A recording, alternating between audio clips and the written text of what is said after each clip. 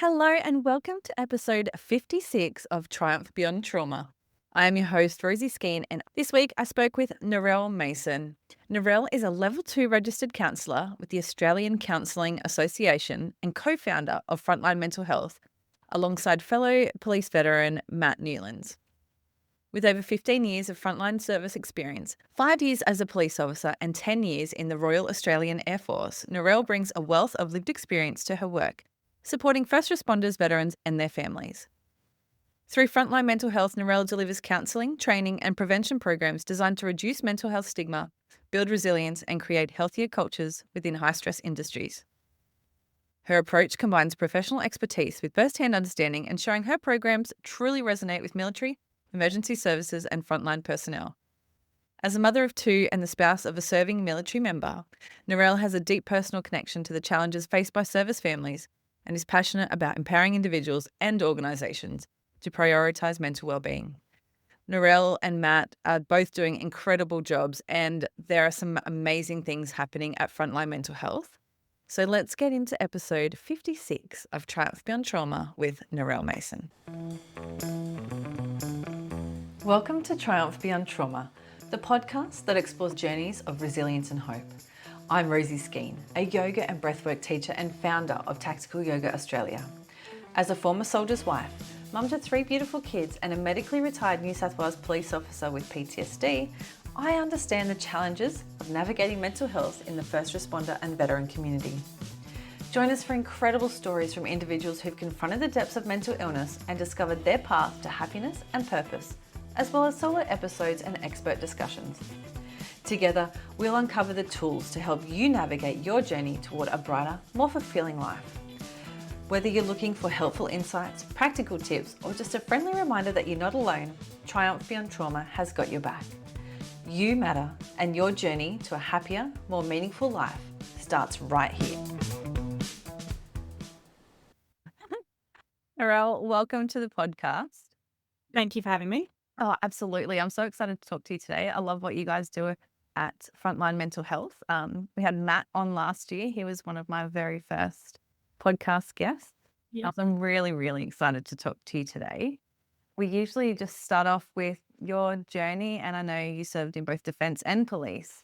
So I'd love to hear about how that came about for you. Okay, sure. Well, I've been putting some thought into that in case you asked, to try and think what actually drew me to those roles. Yeah.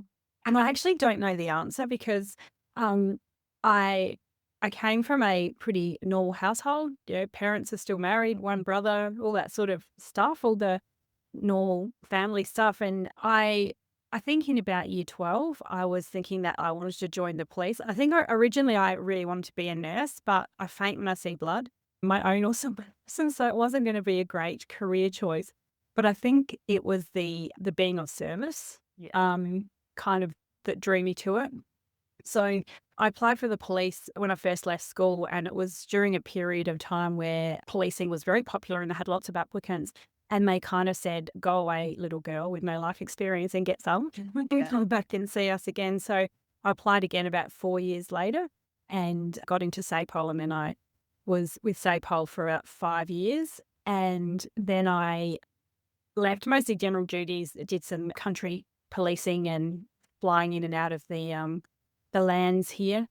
And then my husband, who is still current serving military, was in the military, and we were also in a time where policing they weren't short of people. And so it was really going to look like every time he got posted, I'd be going back to the police academy and I'd be spending my whole career as a probationary constable, and that didn't really work for me. So there was some bit like Northern Territory and Tasmania where they would absolutely take you.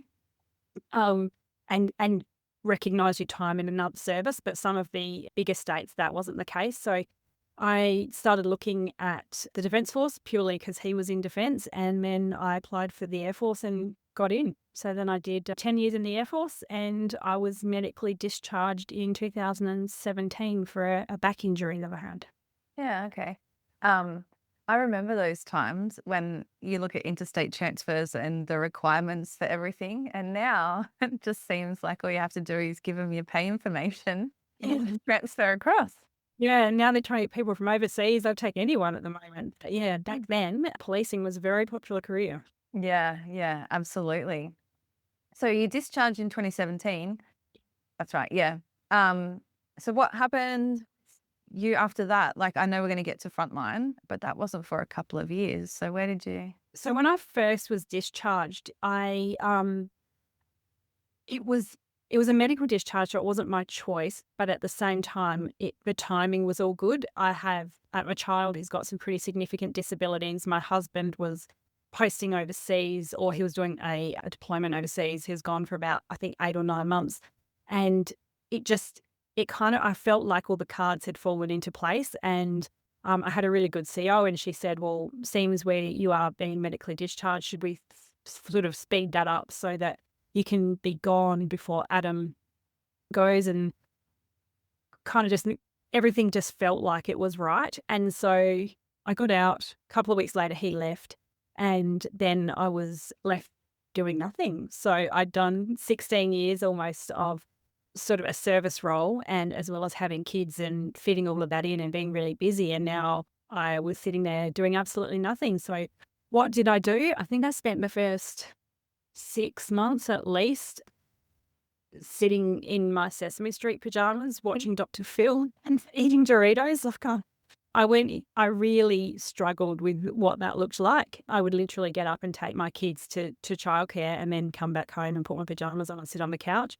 And I don't think, it wasn't depression. It wasn't anything, major like that. It was just, I actually don't know what to do with my day. And I had lots of challenges that I didn't understand. I didn't know I was having them necessarily at the time, with things like taking my kids to a medical appointment and having to fill in a form that said, what is a parent's occupation? I'd be like, oh, I don't know. I don't know what to write. I'm not going to write unemployed. I'm not going to write, because I was on a DVA pension at the time, I'm not going to write pensioner. I'm not going to write any of those things, because it made me feel like I didn't have a place, and I already knew I didn't have a place. So I didn't want other people to think that. And I had a real bee in my bonnet that doctors would look at that and go, oh, well, if you're unemployed or if you're a stay-at-home mum, and that's no disrespect to stay-at-home mums at all, but that's not what I ever wanted to do. And I felt like if they looked at that, they would make assumptions about me, make assumptions that I was, uneducated or lazy or one of those many things that they clearly weren't thinking, but in my head they were. And then they wouldn't take me seriously. If I, sort of told them things about my children or wanted them to take something seriously, I just had this real idea that no one would take me seriously because I didn't have any role in life anymore. So I spent about 6 months literally in my pajamas, and then realized that that wasn't me, and that had to stop sometime pretty quick. So somebody that I used to work with, who I was friends with on Facebook, I was scrolling through Facebook on one of the many times that I did during the day because I had nothing else to do. And he had just gone to the Invictus Games in Sydney as a participant. And I messaged him, and I just said, well done, because I knew that he'd had some challenges in the past. So I was just commenting on his experience. And he said to me, oh, there's this program called the Invictus Pathways program, and it was created by this guy called Mark Reedy. And he said to me, you should contact Mark and have a chat with him and get into the program. It was essentially about exercise and rehabilitation and those sort of things. So yeah, I contacted Mark and had a chat with him, and he sort of said to me, where I'm working at the moment, we don't have any females, we don't have any police officers. It would be really useful if you wanted to come and consider working with us. So I did, and kind of fell into the mental health space, and I worked there for probably 12 months as a volunteer. And during that period is when I met Matt, and we started working together and on a program that they ran there, and the rest becomes FMH, I guess. Yeah, yeah. A couple of things there. With that filling out the occupation, Yeah. I also had the same thing, and I've spoken to I can think of one friend in particular who is a male and really struggled with that. He did some camping trips and was like, actually, there's two males. People are like, what do you do? And it's like, like, I don't I don't have anything to say or to write down. And I was the same in those doctor's forms because when you have kids, you're at the doctor all the time. Um, and yeah, I found that really, really difficult. And I think it's something that no one really talks about is that one little thing can be so challenging. Yeah, it's almost I almost felt embarrassed. I felt like I was just bludgeoning off society because I didn't have anything to write. It's like I'm not contributing to society anymore. Yeah, yeah. And you've just had this major contribution for the last 16 years. Yeah. Doesn't matter when you got to write that one little thing on that little Mm. line. Yeah, it's so intense, like such a small thing, but it's huge. It is. How did you go with your back injury? Did you have to do a lot of rehabilitation? Yeah, I did, and I still do. It's not ideal, but it's where it's at, and I know it won't get any better. Hopefully, it won't get any worse if I keep doing rehab and doing the things that I'm supposed to do. But I've been pretty lucky because it's a DBA accepted injury. They sort of look after all of my claims around that, and they look after all my appointments around that. So I've been pretty lucky that it was my process and my time with DBA was actually really quite easy for me. Not everybody has that experience, I'm aware, but for me, I think it was a really clear cut injury, happened at work. Everyone saw it happen at work. So I've been, pretty lucky. Yeah, I think those bills can add up, right? Yeah, they can. And I find that often now when even just talking to Matt, when we talk about the difference between what defence members are entitled to or what's available to them if they need it, as opposed to first responders, there's such a huge disparity between the two that it's quite disturbing. Yeah, absolutely. So Frontline Mental Health, Yeah. I'm so excited. I love your business and I Oh, love what thank you you. guys are doing. So you met Matt and then what happened? How did it happen? Yeah, sort of. So I met Matt back at this other organisation we were both volunteering for at the time. There was some programs being run by, it depends what you want to call him, Associate Professor John Lane, but he's also Lieutenant Colonel John Lane.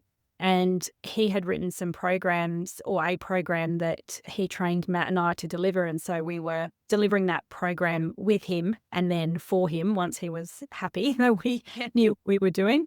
And so Matt and I kind of came in and out of each other's lives. I was volunteering there, then he volunteered there for a little while, and I was there for a couple of years. And he got employed permanently when I left, and then I went back there afterwards, and we worked together again. So this was all over a period of a couple of years, but we spent some time. The organisation we worked for was very much looking after people who were already unwell and had mental health challenges, and we were curious as to why we didn't try and help people before they became unwell.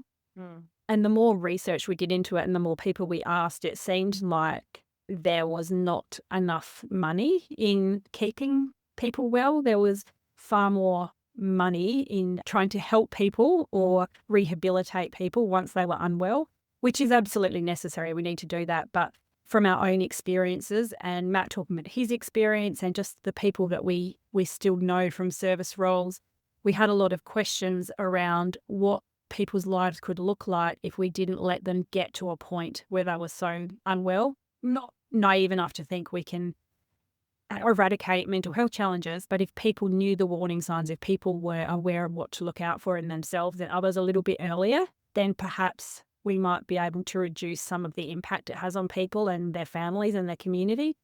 So we sort of floated that idea and then decided that we would start Frontline Mental Health. So the idea of our company is that we provide education for the purpose of prevention.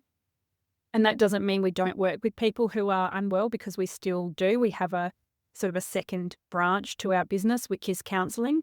And so we absolutely do that as well. But in our passion is to try and provide the education to people in the first place, particularly in those first responder roles around identity and signs and symptoms and what people can do to keep themselves well. Yeah. Congratulations. Thank you. So well needed. And that's one of the things that I have struggled with as well is that prevention space and the mental health literacy of first responders and veterans in relation to their own mental health and their own signs and symptoms. Because for me, I had nothing, like I had zero mental health literacy at all. And I think a lot of cops, especially when you deal with a mental health patient, it's like the most extreme version of what that can look like. So the subtleties that you might experience in the first instances, like you would never pick up on, and I certainly didn't. So I think that's really important. And I'm so curious as to how you guys went getting into first responder agencies to deliver your packages, or how you found your audience there, because I know that some can have pretty tall walls and it's hard to get in. Yeah. Yeah. Um, so it's a struggle that we have every day. Okay. Yeah. And it's really frustrating because so many organizations just keep doing the same thing that is not working. Where we think our point of difference is that we are really focused on lived experience. And I use that really carefully because one of my husband's pet peeves, and he said it many times to Matt and I, is either stop using the words or put some sort of clarification around it, because everybody's sick of hearing lived experience. Yeah. And lived experience of being in the military doesn't give you any skills or authority to talk about mental health, or your experience in the military doesn't give you any experience in the world of aircrew or those different areas. So it was really important to us that we were making sure we had staff and people who could facilitate programs that came from all sorts of backgrounds, so that we could put the right person with the right organisation. And I think we've done that well, which is why we're having success. But getting into those organisations was and is really difficult because, as I said before, they're just doing the same things over and over and over, because it's almost just a tick box exercise. Nobody knows what to do. It's such a big beast, and we're seeing all these retention issues and so many mental health challenges across the board that I feel like organisations have gone, don't know what to do anymore, and at least we're doing something. Yeah. And there's so much out there too. We think what we do is really good and really impactful, but I'm sure all the other organisations are saying exactly the same thing. But I guess the way we got in is originally through credibility, through people that we had known. And then our counselling has also been really useful, because we've been doing counselling and then people have gone back to their organisations and said, these people actually get it. Can you bring these people in? And so it's been going from the top down and the bottom up, I think, because people have really had to push to get us into their organisations for the most part. But that said, we are bringing out some new things and new programs that are hopefully going to shake it up a little bit, because those programs don't exist in Australia. And if we can get people to see that some of these new programs, the value that they have, then hopefully we should be able to have people listening and seeing the value of them.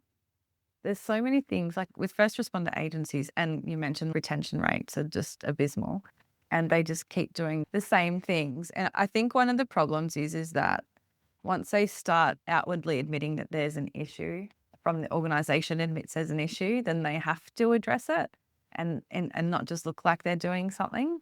And I think that's probably not great for them.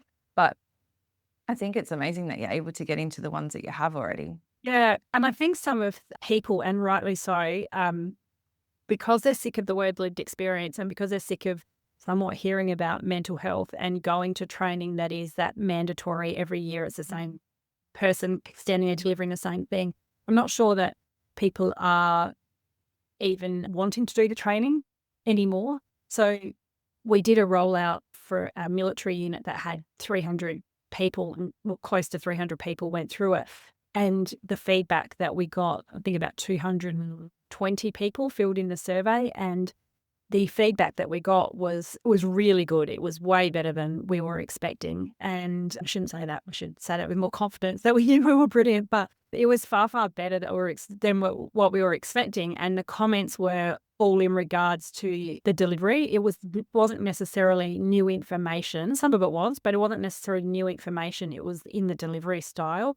And so I think that even when we do get into other organisations, trying to get through the mindset of people that this is actually something different, it's something useful, and valuable, then that's going to be some of the challenge that we have, because people have just had, it's like fraud and ethics. Every year you do fraud and ethics and discrimination and mental health training, and all those boxes are ticked and no one actually does them or listens. So we're trying to hopefully break that cycle and break that mold by coming in with the people that we do as well as the content that we do. It's such a powerful way to do it, right? Like an online learning where you just tick and flick and And end of it. And some, like you said, some of those mandatory lessons that you have to do are so dry because they yeah, haven't been looked at for years either. yeah, And there's no passion usually from the people delivering it. So if you've got those things, of course. yeah. So what are the new initiatives that you have coming up? Well, we've got two that are probably really exciting. One is the Stress Resilience and Functioning program. And I think Matt might have mentioned this when he was speaking to you, or that it was starting when he spoke to you last year. So when we started our business, we really wanted to, as I say, work in prevention. So we worked with Dr. John Lane, and he wrote a program called Stress Resilience and Functioning. And it's an 8-week program that runs for 3 hours a week, every week. It kind of empowers participants to gain an understanding of how their service identities influence their perception and their life and their life perspectives. So it's targeted at military and first responders, and it's aimed at better personal and interpersonal functioning through skills and reflective practices in an effort to change the way they respond to stressful situations. So it's run over 8 weeks for the purpose of being able to practice in between. We will set homework's a strong word. It's not homework. We provide the information, and it's culturally specific. It's being written. If you read the manual, which, it's huge, it's about 300-page workbook that we go through over 8 weeks. If you read the manual, it's being written by John, who, whilst he's a psychiatrist, he started as a digger in the army, and it's being written in that sort of language, first responder, and it's like talking to your mate if you were having these conversations. So the point of the 8 weeks is you'll do whatever it is in the first week, and we'll talk about whatever the topic is, and then we move on. During that week, you're supposed to practice whatever the skill was that we talked about, and it builds on each other every week with a new skill. And by the time you get to week 8, you're like, oh, okay, I see why you made me do that in week 1. Because so often we will do training that's, 8-hour training day. And whilst it's, might still be the same information and really valuable information, there's only so much that can stick in 8 hours. And then you leave and you go home or you go back to your workplace and everything continues as normal. There's no opportunity to actually practice those things. So we try and break it down into smaller steps. Go practice that and now come back, and now go practice that and now come back, in order to reinforce that training, and hopefully people can pick out bits that stick and work for them. Those integration, like the time to integrate the skills into your life, so important. Yeah. And one of my favourite things about this course in particular is that we've just created a new learning management system. And so we have the whole course, whilst it's run face-to-face or online, but it's run in person. We have a learning management system that everyone has access to for 6 months afterwards. So at the end of the 3-hour session, if you wanted more information on a certain topic like, self-concept or identity, you can log onto the learning management system and watch 2-minute videos that explain each of the concepts and go through the homework in case you didn't, you got stuck on what you were trying to work through. So for 6 months, people have the ability to keep going back to that and hearing it again there's various people who do the video recordings, but it's all one of the facilitators that you would have had facilitating the program. So it's a really good opportunity to consolidate the learning for people. And we haven't had that before. And I'm not sure of other organisations that do that specific to this kind of training. So we're really excited about that. We've just started using it. Our first courses just finished where they've had the learning management system and been able to use that, and it's been really valuable. Yeah, that's awesome. What sort of feedback are you getting from that program? It's been really positive, which is good, because it's not necessarily the program that Matt and I worked with previously. You had to have a doctor's referral in, and it was really focused at people who were unwell.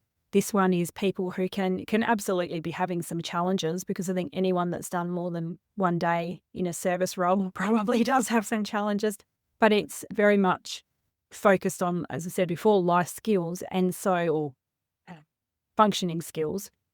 So the feedback that we've had is, for the most part, we have service people who just go, I just never thought of that before. I'd never even realised that before. So it's really great to see people who literally, you can see on their faces, have light bulb moments where they're going, how do I not know this? And I think what's interesting for me is when I think about sitting on the couch in my Sesame Street pajamas back when I first got out, I didn't have any idea of the stuff that I now know, and I think about that time in my life now and just go, how did I not know that? And then you don't know what you don't know. If no one's ever talked to you about identity and self-concept and how your role can be all-consuming and all of the things that I think we are getting better at talking about now, you don't know to even start looking into it. So I think that's, for the most part, we can sometimes have people who've been in a course and they've been out for 18, 20 years, and they just go, wow, I never knew this stuff. But then when you hear it, you go, it's so basic and so obvious. That's right. It's like you're a little bit frustrated with yourself that you don't. Yeah. Because it makes so much sense. Yeah. Yeah, awesome. And what's the second initiative? So the other one is, we are partnering with an organisation called the Boulder Crest Foundation. And Boulder Crest, and in America, and they've been running, for about 13 years now, they have been running post-traumatic growth for current and former serving, or post-traumatic growth workshops for current and former serving military and first responders. And their programs, Matt and I were lucky, along with another couple of people from the team, we were lucky enough to go to America in January, and we got to participate in the programs over there. And it's about post-traumatic growth. It's about, a lot of things. It's basically about normalizing your struggles and going, well, as a first responder, for example, we know that your job is going to be hard and there's going to be struggles, and you're going to see and do things that are challenging for you. And that's actually okay, because it's part of your job, but it's normalizing that struggle and giving them the ability to struggle well through that. So they've put something like over 100,000 first responders and military through their training with just astronomical results. I'm not sure if I can find them quickly here in front of me, but some of the statistics were, they had 47% increase in positive post-traumatic growth outcomes and 36% increase in personal strength after attending some of the programs. So struggle well. There's two parts to it. They have the Warrior Path program, which is what Matt, myself, and some of the team did, which is a 7-day residential program, and followed by 90 days of contact, both through an app, through videos, as well as calls Zoom calls with your team that you were there with. And then the other thing is the Struggle Well program, which is the one that Frontline Mental Health are going to bring to Australia.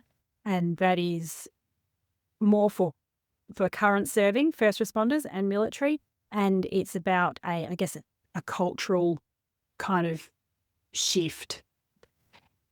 When we were in America, we got to meet with Chief Casma, who is the commissioner, or the chief, they call them, of the Tucson Police Department. And we talked to him about, he has implemented it across his whole police force, right through from the police academy through to current serving. And they even run some programs for those who are former serving police officers.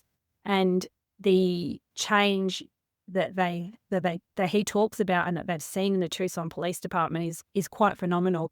But it's because it's been driven from the top. It's been driven from the top and from the bottom, with the instructors at the academy and this whole police department have embodied this post-traumatic growth and struggle well kind of philosophy, and their results have been phenomenal.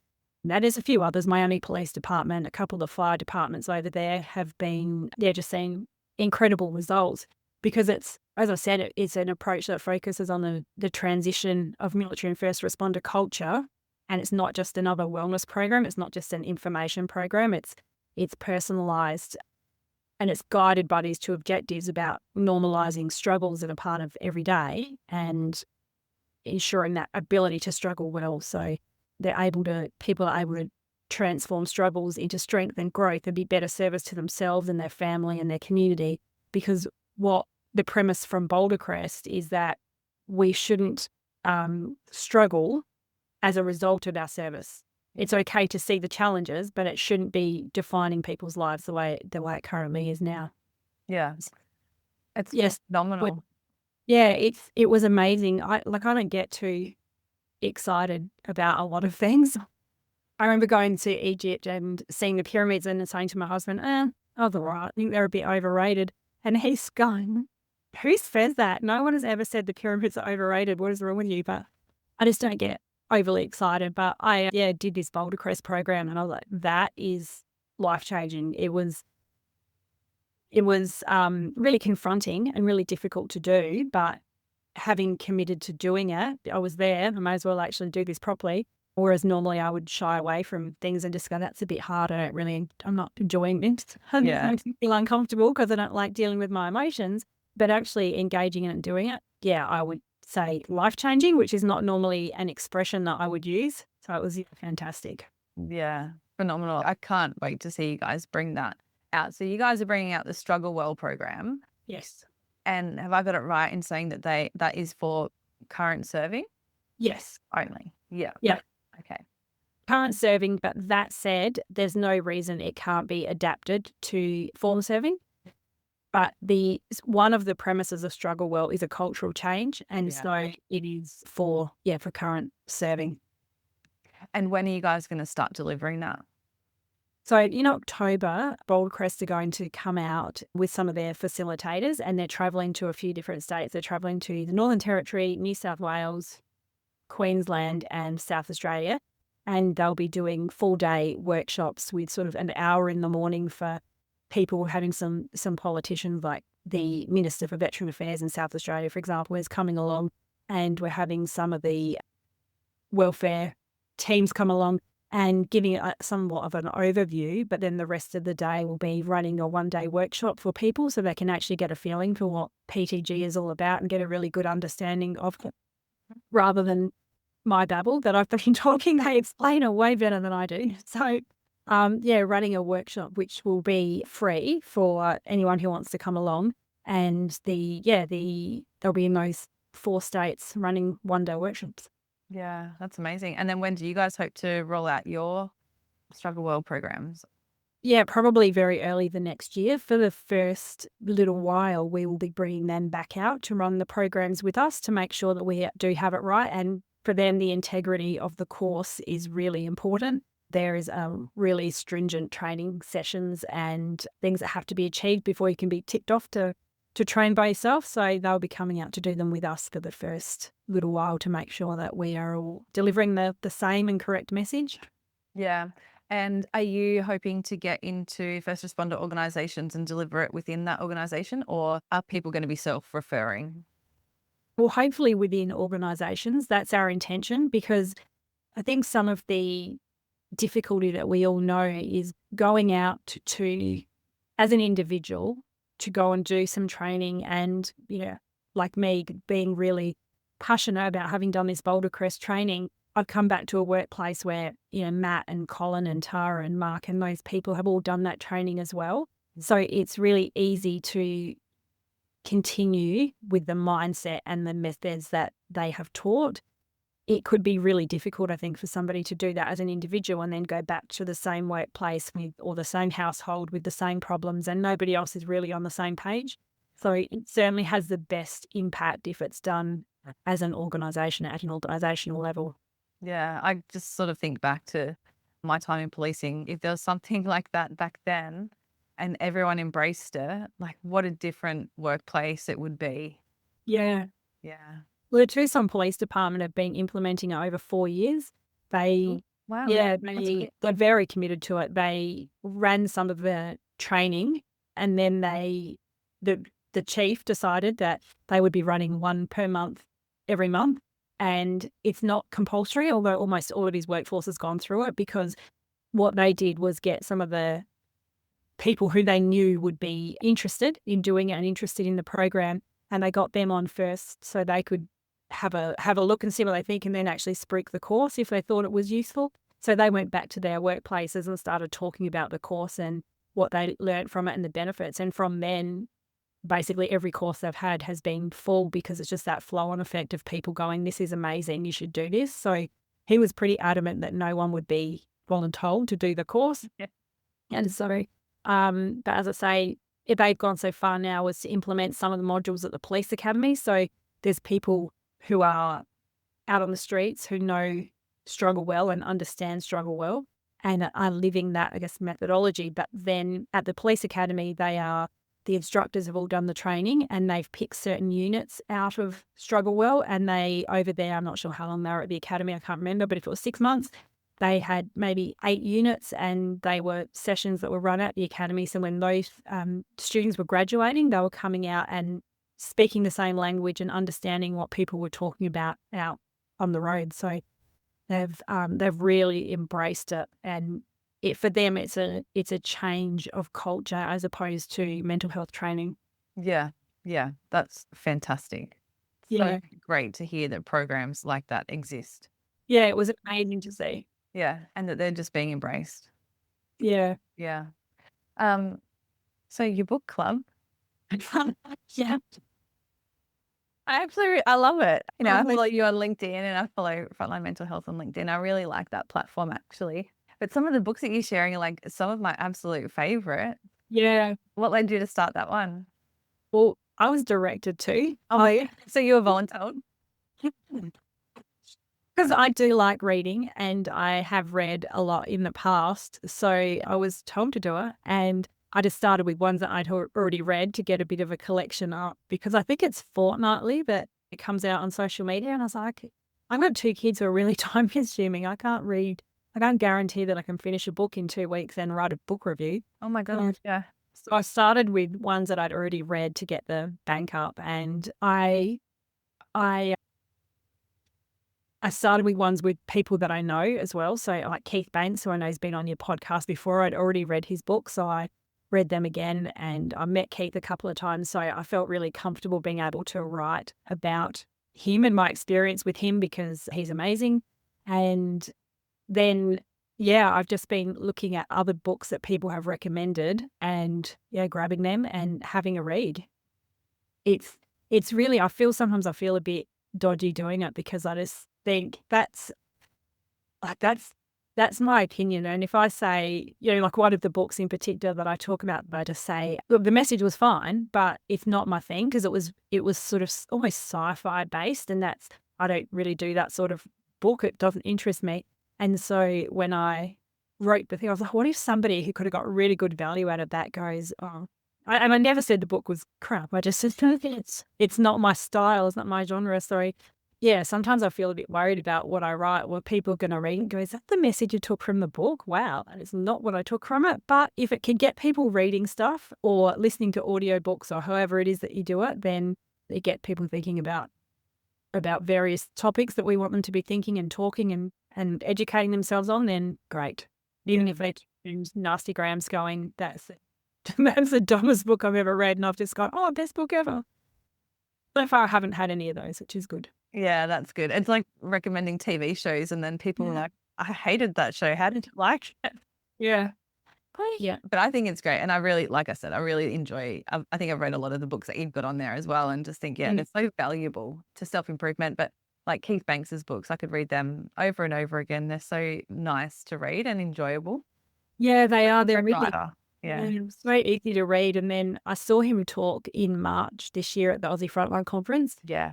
I've known Keith for a little while now. I got introduced to him through Matt and some other people. And to read his books and meet him, but then to hear his story, which is all the stuff that's in the books anyway, is so different. And listening to him talk, it was amazing. Even though I already knew what he was going to say. So it's really nice, especially when you've got books that are favourites, to actually meet and talk to both people and go, you actually really are a good bloke. It's not just, a really good publisher and writing things the right way. Yeah, absolutely. I like your Tuesdays on the Torrens as well. Oh, that's taken some work because, as I'm sure you've seen, Maddie's very natural in front of a camera, and he is quite happy to talk about what he's talking about. The same as on your podcast when Matt's. I didn't want to say the same things as Matt, so I listened to Matt's this morning before I started talking to you, and I was listening to it, just going, he's just really natural when he's talking to people, whereas this makes me really uncomfortable. Just the fact that I'm now talking about myself makes me feel gross and chews down the torrens. And if I'm having a really bad hair day or something, or just say something really dumb, that's now out there forever. So it makes me feel really uncomfortable. But I feel like I've gotten better with time, and I've been forcing myself to do the thing I don't want to do in order to, because I can't just, and I did, if you notice right back when we first started, Matt always did choose down the torrens. Yeah. Because I was just like, no, can't do it. Or I do one take and go, no, it's terrible, can't do it. So I've been forcing myself to do it and trying to, because that's what I'm doing. I stand in front of a room telling people, how they could do things differently or what might help and step outside your comfort zone and all of that sort of stuff. But I was happy not to do that. And I figured it's a bit hypocritical. So yeah, started doing cheers down the torrens, and it's getting easier with time. Yeah, I think it's part of the growth too, isn't it? Like feeling the fear and doing it anyway. Absolutely. That's the tattoo that I have. Be afraid, do it anyway. Yeah. Yeah. I've actually had a conversation with my daughter. She's 8 and she's starting under 10s basketball tonight, and she's freaking right out.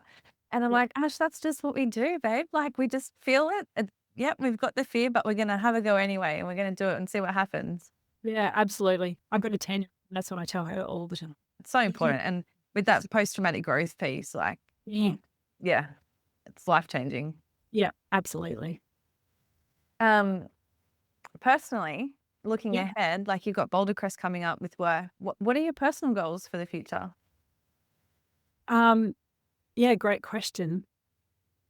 I don't know, Yeah. because at the moment we're so focused on work, and Frontline's still a pretty new company.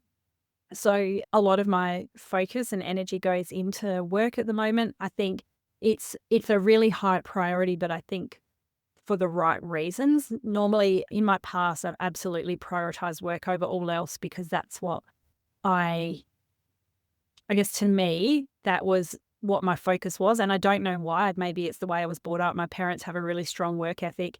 So even when I had my kids, my intention was I'll have babies because biologically I'm the one that has to do that. And then I'll put them into daycare ASAP and go back to work. Not because I don't love them, but because that was always the trajectory that I had in mind. So I think at work, when I was in a service role and getting promoted, and all of those things were really important to me for probably stigma reasons and self-importance, perhaps. I think I still have that same drive at work, but it's for a different focus now. My focus is on growing Frontline Mental Health while we can. It's really hard to run your own business, and it's really nerve-wracking and scary every day. But so I think my focus is on growing the business at the moment, but not for that self-gratification type promotion. It's because I actually believe in what I'm doing now. So I think I've just avoided your question, and maybe it's because I actually don't know what the answer to it is. My personal goals are to, if I had to say something right off the top of my head, I would say I want to do some study. I want to get probably more educated in this post-traumatic growth. I don't explain it well. I know what it is and I understand it and I love it and I'm trying to live it, but I'm not good at articulating it. And I think that is because I have only experienced like a really small part of it. And when I look at how big and how life-changing it can be, there's so much more work I can do. So I'm still not great with my emotions. I have significant issues with emotional suppression. And I know when I stand in front of a room, sometimes I just think, God, you're a liar, Narelle, because whilst I believe what I'm saying, I don't always live it because it's hard to do. It's really hard to do. And so working on those kind of things, because my goal is to make sure my daughter doesn't grow up suppressing emotions and grows up talking about mental health and understanding that mental health challenges are normal and that life is really hard sometimes. So I need to be able to model that and embody that for her. So trying to do that myself is probably one of my goals at the moment. Thank you for sharing that. That's not a small goal. No, it's not. It's really hard because we get really good at emotional suppression. It's what you're taught to do. It's what makes you get rewarded for it in Oh, the yeah. if I suppress my emotions, I can do my job better because they get in the way. And now I get rewarded because I've done a good job. But and I'm all for emotional suppression because it is appropriate when you're at work. But then you need to undo that, unsuppress, if that's a word, unsuppress your emotions. And we're not so good at doing that because we're not taught to do that.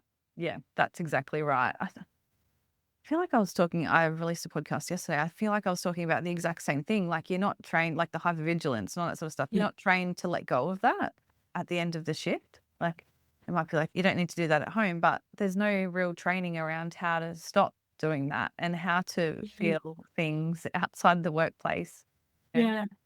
And I think that's when you find things that work for you, and because you're at work so often, you just copy it over into the rest of your life because that's how, as I say, you've been rewarded and you've been promoted and things have worked well when you've done those things. So now if I'm in a challenging spot in my personal life and I don't know what to do, I just do that by default because I know that works. And history showed me that actually works and control the situation. So you keep bringing it into your personal life and yeah, with time that just becomes the new you, but you don't realize you're doing it for the most part, unfortunately, until someone points that out to you. Yeah, that's exactly right. I have one question. It's probably pretty big, but if you could change one thing about how we as a community support first responders and veterans, what would it be? Um, Really hard to answer because my first response would be what I would change is that the community needs to understand what first responders do and what they're faced with. But do we want people to know that? I think it's nice that people live in a protective bubble Yeah. and they're protected by the people doing the things. But then when they're so protected, you don't, as I said before, you don't know what you don't know. And people are oblivious to what is out there. That's probably great for them. That means we're doing our jobs well. But then they are going to be critical. They are going to not really understand the value and the difficulties that first responders face. So would I change that? Probably not, because people feeling safe and not getting it means that everyone's doing their job well. Yeah, and I don't really know how to answer, to be honest, because I think as a society and a community, there's so many changes, and respect is something that is, and that's not just for first responders. Respect across the board for teachers and first responders and each other, just as humans, seems to be dropping really rapidly. So I can't really answer the question. Yeah, no, it was a big question. Sorry. Yeah, I think just on what you're saying about respect, I think if everyone can just show each other respect, right? Like it has seemed to have fallen away a lot. I even notice it with probably not my children so much because it's a pretty big thing in our house to show people respect. It doesn't matter who they are, older or younger. But generally in the community, yeah, it's pretty sad actually. Yeah, I remember my daughter, they had Pancake Tuesday or something at school, and she came home. She was in year 1, I think, and she came home with a sticker, like a principal sticker for being good. And she got it because when she got given her pancake, she said please, and she said thank you when they gave it to her. And I was like, that's disturbing that actually stood out. I would like to think that what stood out was that child didn't use their manners, but it wasn't. It stood out that she did. That's really problematic. We've got a massive problem starting from, right back then. And so she went on school camp this morning for her first school camp in year 5. And when we pulled up at the school, there's all these parks that are reserved for teachers. And there's a kid in her class who's a bit of a bully. And I talked to her about it, all the time and why that child is behaving in that way. And then when we pulled up, this particular child pulled up with her mum and there was no parks left and everyone else was going back out and parking on the street. And that parent just went and parked straight in one of those spots. And I was saying to her, you see that? That is why that little girl behaves the way she does. because that just sense of entitlement that her mum has that, well, I'm not walking back from the street. I'll just park here. And too bad for the teacher who's actually supposed to park there and needs to get to school. And I just think, sadly, that is what we see across so much of community now. It's having such an impact on the way people have to respond in first responder roles. Yeah, I've nodded through that whole thing because, like, school's an incredible place for learning about people. I just wanted to ask you actually about those programs that you're talking about. So the Boulder Crest Struggle Well and the functioning one that you guys are already running. Are there any costs associated with those? So Boulder Crest, no, and the intention is that the organisations will be paying for those. Yeah. Stress Resilience and Functioning is the same. There is no cost to people. For the most part, they are being run through organisations, or we get grants to run them for military and first responders, so that the intention is never to have the person have to pay for that sort of training. Yeah, amazing. I'm going to link to your guys' website, obviously, in the show notes where people can find out more about the programs if they're interested, and send them to their workplaces and the people that can actually bring them into the workplaces. I just want to thank you so much for coming on today. It's been like a real pleasure to talk to you and learn more about what Frontline Mental Health do. I think, like I said before, you guys are just doing an incredible job, and the way that you guys just keep learning more, and then what you learn, you implement, I think is really inspirational. I really like watching you guys from the outside doing what you do. So thank you so much. Oh, thank you. Thanks for having us. And I think that's really interesting, or having me and Matt previously. Yeah. I think it's really interesting that you say that, because that I notice with things like when I am facilitating stress resilience and functioning, so much about I go, oh, that's right, I'm actually not doing that anymore. I should implement that back into my own life. So I learn as much from facilitating the training as hopefully the people in the room do, because it is such an ongoing battle and challenge, because life just does get in the way all the time, and you're not just managing yourself, you're managing the other people that you're dealing with. So it's a constant mental health, and just stress resilience and functioning is an every single day challenge. It's not as easy as walking in and doing a couple of hour course and going, good, all my problems are solved and great again. Right, yeah. Yeah. Thank you for having me. It's been really nice to talk to you and nice to meet you. Yeah, you too. Thanks, Narelle. No worries at all. I hope you've enjoyed today's episode. If you have, make sure to hit subscribe so you never miss any new ones. We release fresh content every Tuesday. And while you're there, take a moment to leave us a review. I would genuinely appreciate your thoughts. Don't forget to connect with me on Instagram and Facebook at Tactical Yoga Australia, and share this episode with your friends, family and workmates to spread inspiration. Your support means the world. My name is Rosie Skeen. Join me again next week for another empowering and positive episode of Triumph Beyond Trauma. Until then, be kind to your mind and trust in the magic of your consistent and positive efforts. Triumph beyond your trauma is closer than you think. Have the best week.